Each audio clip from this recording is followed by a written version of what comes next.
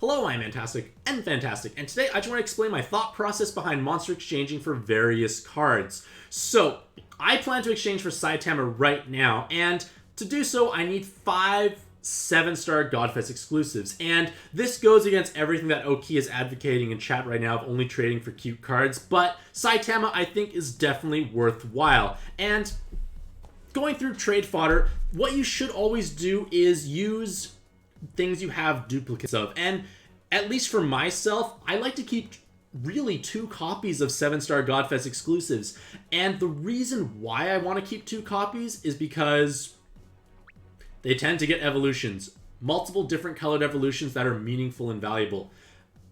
I may not use Dark Alberts right now, but maybe one day I will actually want to use him. And conversely, you can apply that logic to, like, say, Valkyrie Seals. You should have kept 2, hopefully, because they're great in their colors. Like, Gungo tends to love 7-star Godfest exclusives, and they like to give split colored evolutions. So I like to keep 2 of them personally, just for that reason overall. And then going through my monster box, I was able to find 5 cards that I actually have at least 3 or more copies of, and that way I don't go below 2, because I like to have that flexibility of possibly utilizing them for their other colored evolutions. And monster exchanging should only be done when you feel like you are able to actually gain value in your monster box. So by trading for Saitama, I will have a leader who is actually quite strong, because I do have enough subs that can support his usage. And then if and when, or more so when, he does get power crept as a leader, his weapon assist is actually going to be quite meaningful overall. It's basically Boar Helmet's weapon, but you get 1,000 less HP, but you get a combo orb and a team RCV, which I personally think is superior overall, unless that 1,000 HP actually made a difference in hitting certain health thresholds. So it has the valuable awakenings and a 2-turn damage and color absorption cancellation. So it's an active skill we need to have for virtually every single dungeon. So it's a long-term, high-value weapon assist for myself overall. So this is why I'm pulling, like, the trigger, so to speak, on Saitama, because I get a great leader,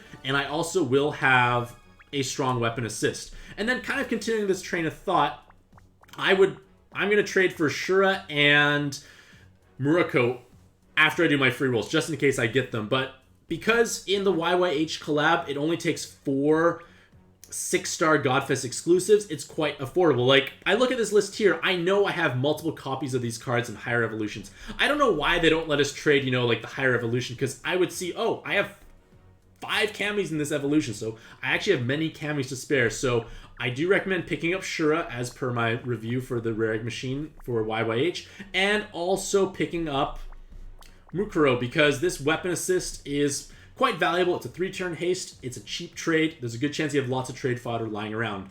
And the idea is when I'm making these trades, I get an incredibly strong mono light sub through Shura, and through Mukuro I get a wonderful weapon assist, and 3 turns of haste is valuable in hard content, especially the upcoming MD3 dungeon where you can't delay floor 1, and haste is actually probably the best to have in 3-player multiplayer, because delaying a spawn helps everyone out by a little bit instead of you getting many turns of, you know, safety. So hasting yourself up is the way to go in multiplayer. So I plan to make these trades after I do my free rolls. Maybe I'll get lucky in my free rolls, but this is like my rationale I go through when I'm thinking of actually monster exchanging for a given card, and how it's going to actually improve my given monster box and how costly the trade is. So that being said, let me know if you find these videos helpful, like just kind of like narrating my like train of thought or rationale for acquiring or just doing things in pad, because I do have a modest amount of experience overall.